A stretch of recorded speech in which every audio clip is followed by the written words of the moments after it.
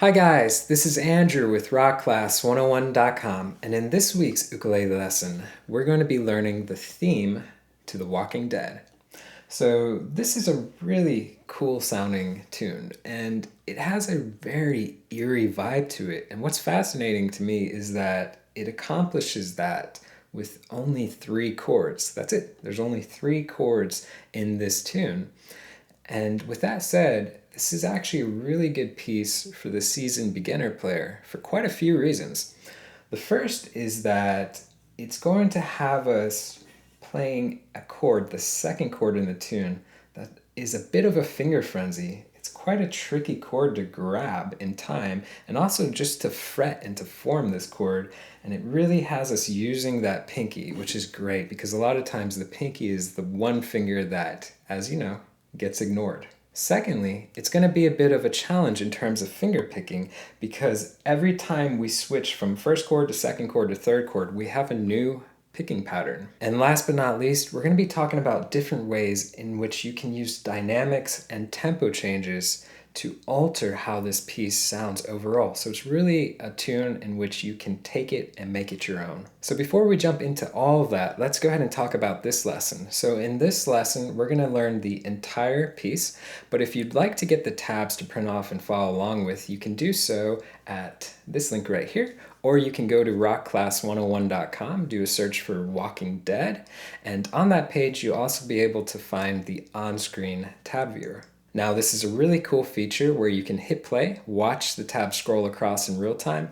You can highlight bars to loop sections, slow it down to any speed you wish. Just a really great asset in learning this song that much easier. Alright, so let's go ahead and jump into learning it. The first thing I want to talk about is this chord progression. There's only 3 chords in the tune. Those chords are C minor to A flat minor to F minor. And I'll play them again. You can hear just how eerie it sounds.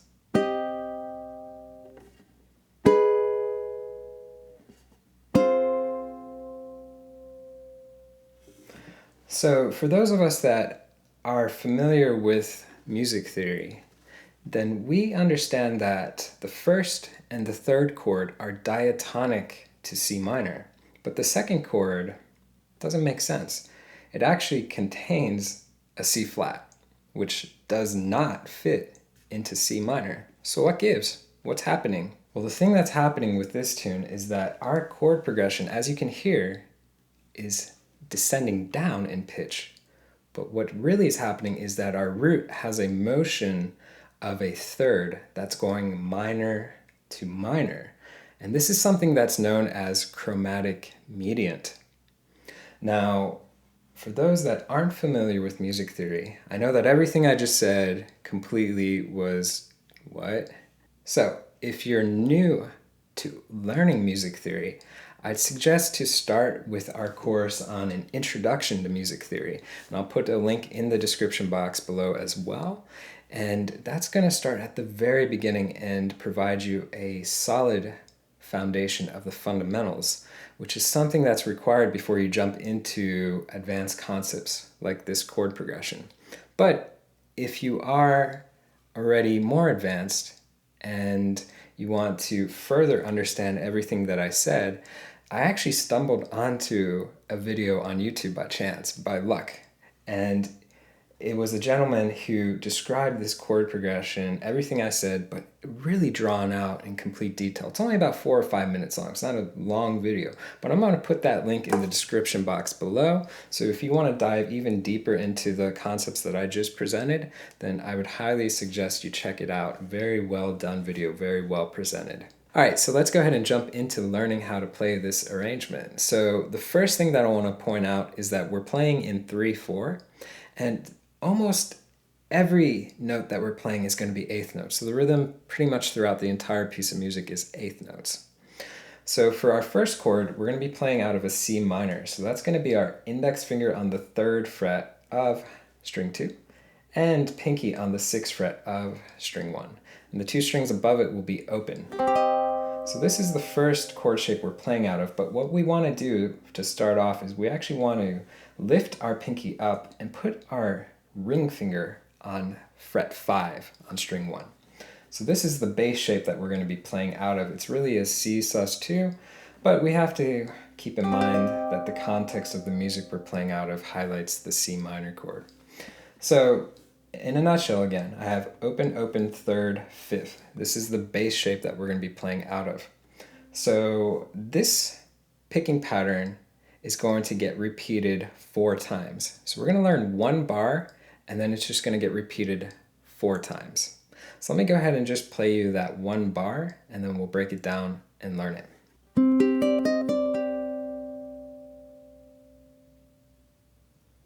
Okay, and if I count out that rhythm, you can hear it's all eighths. 1 and 2 and 3 and... So straight eighth notes for this rhythm. Now the finger picking approach that I'm using for the right hand is going to be a 3-finger approach. So that means that my thumb would get string 4 and string 3. Index finger would get string 2, middle finger gets string 1. So for this, I'm going to have that bass shape intact, and I'm going to pluck 3, 2, 1. Then I'm going to take the pinky, put it on 6 on string 1, play that, and then lift it up and play string 1 again, and then go back to string 2. So I have 3, 2, 1, 2, 1, 2.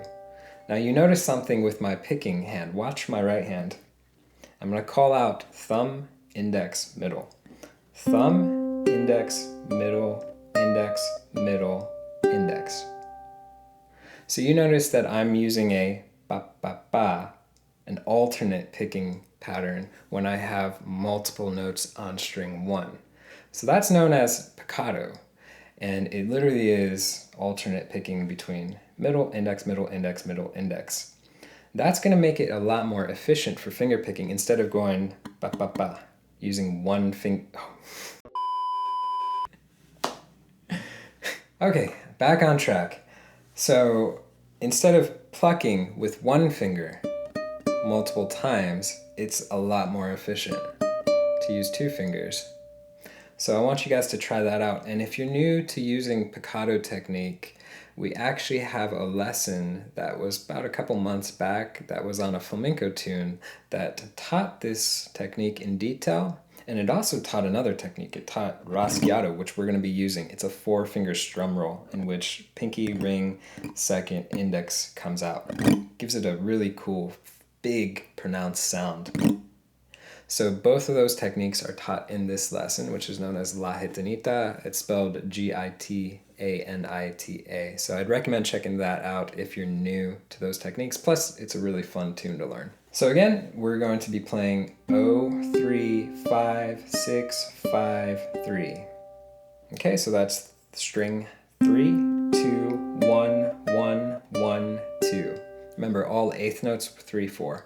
And if I call out right hand, I have thumb, index, middle, index, middle, index. Okay, so that's going to go 4 times in a row, but let's try 1 bar first. Here we go. 2 and 3 and 1 and 2 and 3 and. Okay, now let's see if we can go 4 times in a row.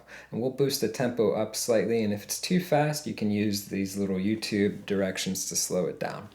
2 and 3 and 1 and 2 and 3 and 1 and 2 and 3 and 1 and 2 and 3 and 1 and 2 and 3 and... So we just played 4 measures. Now after that, you're actually going to double that again.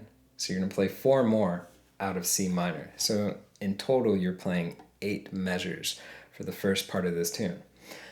Now here's something that I want to point out. We played it very straight. We sound like Ben Stein, this guy. Remember Ferris Bueller, right? This is a really great tune in which you can elicit different emotion out of it. You can get different feeling out of this song depending on how you play it.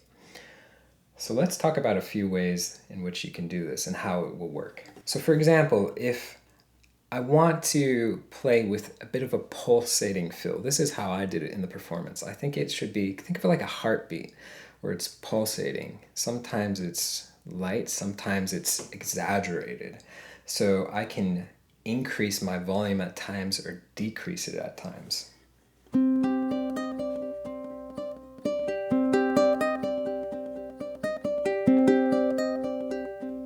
So you can hear just in that little part, sometimes I play lighter, sometimes I play louder. So I can take one measure, play softer, another measure, play louder. And that's a really useful way to make it sound more interesting instead of every note at the same hit. So the same attack for every note, same volume length, or same amount of volume for every note. Let's talk about another way. A second approach could be that we change the tempo. This is known as rubato. So it basically means that we don't have to strictly adhere to the tempo. We don't have to go 1 and 2 and 3 and 1 and 2 and 3 and. We don't have to be like a metronome locked into the beat. So maybe one measure, we can do it at that beat, 1 and 2 and 3 and. But the next measure, maybe we play slower tempo. So for example,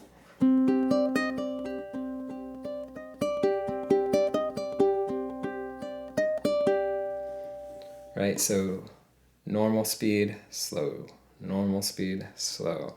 And it gives it a really creepy, eerie sound. That's something you hear done a lot with Für Elise, and it works great with that tune as well. So those are two ideas in how you can take this song and change how you perform it to make it your own. And that's the cool thing about music, because the interpretation of the music is always up to you, the performer. So take it and make it your own. Now after this first chord of C minor, which we play 8 times, so we have 8 bars of it, we're going to be changing to A flat minor. So let's learn this chord shape. It's very tricky, but let's break it down. First, I want you to take your pinky, put it on the 4th fret of string 2. Your ring finger will be on the 3rd fret of string 3, and your middle finger will be on the 2nd fret of string 1. Now a lot of times you may have played this shape with middle ring index, which is a lot easier to form, and you very much could do it with this tune, but our movement of the melody we're playing requires us to play the 1st fret. And you could play it like that, but it's a bit of an awkward stretch with the index. So instead I'd highly recommend to practice this fingering. Now this, again, is the actual chord, A flat minor, but just like we saw with C minor, we're going to have a bass shape that we're playing out of. So the bass shape requires us to lift the middle finger up, put the index on the 1st fret of string 1. So in essence, we're ignoring string 4. We have 3, 4, 1. So this is our bass shape, and watch the middle finger. It'll be coming down and up to play the melody, just like in the first bar. Okay, so you can see that middle finger is what goes up and down to highlight the melody. So let's break down the chord or the finger picking pattern, and then we're going to talk about the transition going from C minor to A flat minor, because that's really tricky, so I'm going to give you some tips on that. But first, let's break down what's happening. So we can keep in mind the same 3-finger approach, and we can utilize the piccato for the 1st string again. So let me call out the strings that we're playing, and then we'll break down the right hand. So I'll call out the strings that we're hitting. We're going to be playing string 2, 3, 1, take the middle finger, drop it down to the 2nd fret, hit string 1 again, lift it up, hit string 1 again, and then back to 3. So you want to get that pattern stuck in your head. 2, 3, 1, 1, 1, 3. Okay? This time around, it's going to go 3 bars. And that's it, just 3 measures of that same pattern. So for our right hand, we can go index, thumb, middle, index, middle, thumb. So just utilizing, again, piccato for string 1, but strictly adhering to the 3-finger approach. So let's see if we can try 1 bar of that. Remember all 8th notes. 2 and 3 and 1 and Awesome.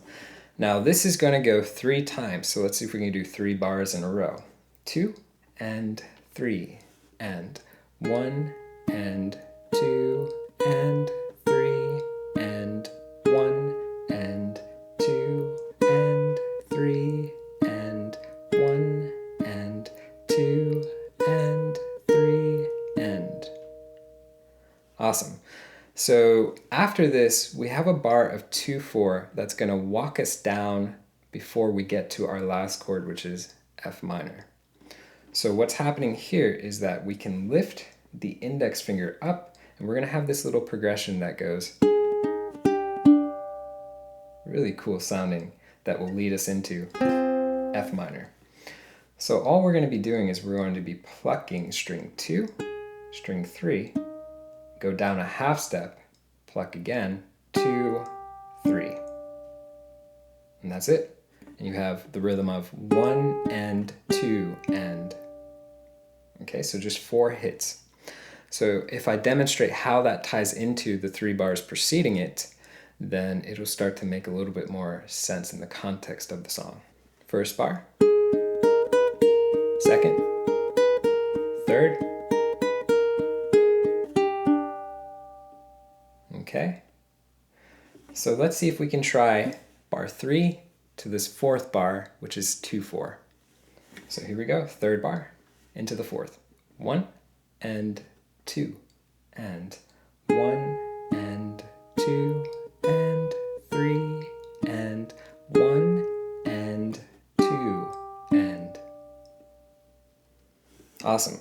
So that leaves us going to our last chord, which is F minor. But before we get there, let's talk about that transition of C minor to A flat minor, because it is very tricky. So the easiest way to do it, let me show you and then I'll break it down.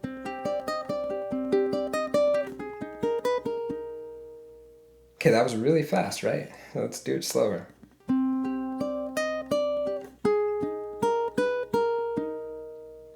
So here's what's happening. Once I finish the phrase, 3, 2, 1, 1, 1, 2. Once I finish that, the first thing that's going to happen is my left hand's going to transition down, but my pinky is the important note here because it's the first note of that phrase out of A flat minor.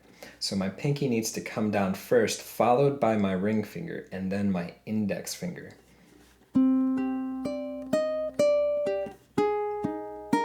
So you can literally see that ba, ba, ba.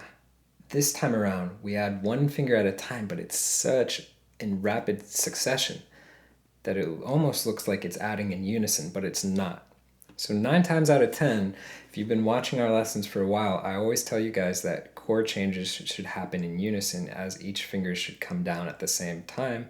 Doesn't work all the time. It doesn't work in this context because it's a tricky transition, and what's most important is getting the note that needs to be hit at the time it needs to be hit in time.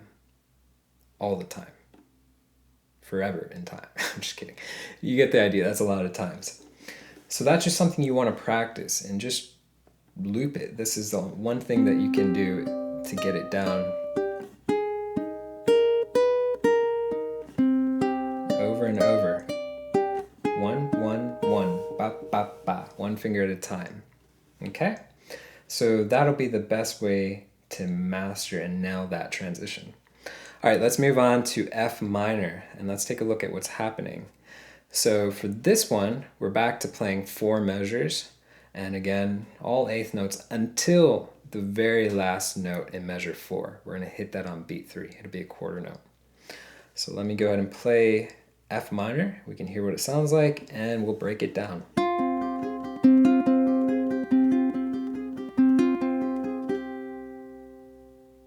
Okay, so let's take a look at what's happening. So as we walked down chromatically, for the last measure, then what we're going to do is we're going to lift up the ring and the pinky, put the middle finger down on the 1st fret of string 2, and then add the index finger to the 1st fret of string 4. So really the chord shape you're playing out of this F minor is just going to be 1, 0, 1, ignoring string 1. Okay? So our bass that we're playing out of, just like the last 2 chords, involves us having our index finger up, and then it's going to get added when we play the melody note and lift it up again to play the next melody note. So here's our pattern. This one is probably the easiest one to play because it's not a hard shape at all. So we're going to play strings 2, 3, 4, then drop that index finger down, 4 again, lift the index up, 4 again, and then open third. Okay, so you have strings 2, 3, 4, 4, 4, 3. If I call out frets, I have 1, 0, 0, 1, 0, 0.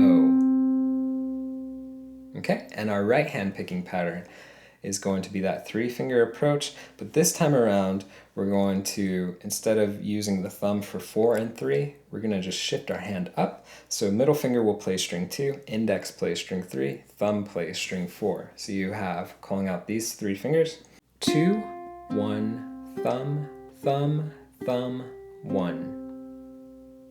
So 4 measures of this, but let's try 1 measure first. Here we go. 2 and 3 and 1 and 2 and 3 and. Awesome. Now let's try 4 of these, and keep in mind the very last hit, beat 3 of measure 4, should be a quarter note, and that's the open G. So here we go. 2 and 3 and 1 and 2 and 3 and 1 and 2 and 3 and 1 and 2 and 3 and 1 and 2 and 3. And that's it. Now we're hitting that last one as a quarter because it's going to buy you more time to go into that bass shape for the first chord, of which we're going to be doing that little raschiato 4-finger barrel roll strum. Really, really cool. Gives it a nice pop, a big accent, which is kind of like the climax of this little theme before we end the tune. So again, you would want to practice that transition, but this one is a lot easier, and this one we're moving in unison. So if we try that together, let's see. 2 and 3 and 1 and 2 and 3, strum. Okay, and don't forget that La Gitanita, that lesson covers how to do this technique if you're new to it.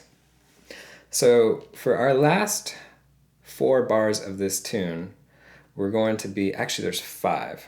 There's 4 of the theme that we're playing.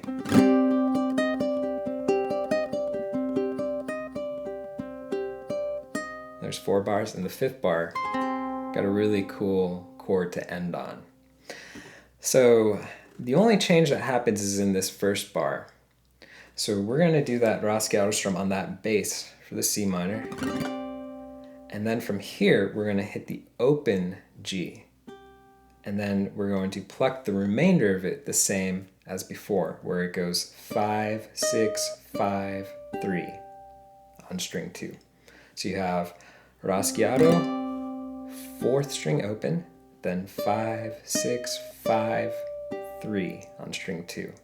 So let's give that a shot. 2 and 3 and 1 and 2 and 3 and. After that, the 2nd and the 3rd bar are the same as what we first learned. But in that 3rd bar, you should put a little retardando into it, which is a gradual slowdown. So if I play bar 3 and 4, you can hear 4 cuts. It ends on the 6. And I'm going to naturally slow down. So check it out. 1 and 2 and 3 and 1 and 2 and. So I'm hitting that last 6 and I'm sustaining it for the rest of the measure. And I'm just going to hold it out. So let's see if we can try these 4 bars together, and then we'll cover the last chord, which is super cool. So here we go. 2 and 3 and 1 and 2 and 3 and 1 and 2 and slow. 1 and 2 and 3 and 1 and 2 and then our last chord. So you're going to basically do a little flip-flop right here. This index finger is going to drop down to the first string, 3rd fret. Middle finger goes on the 2nd string, 4th fret.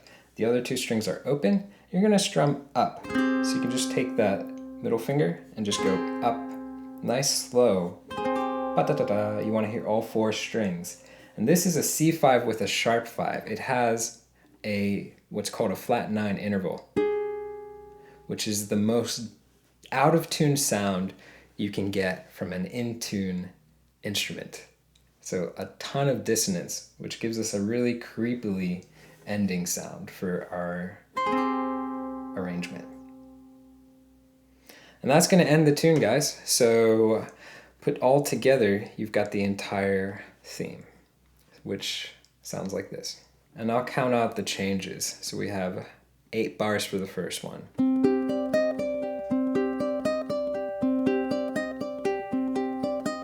And repeat.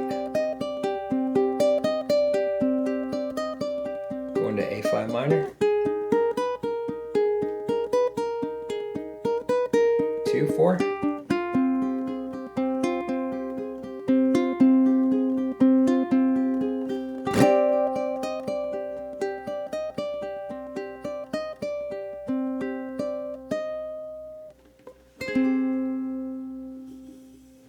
Pretty cool little tune.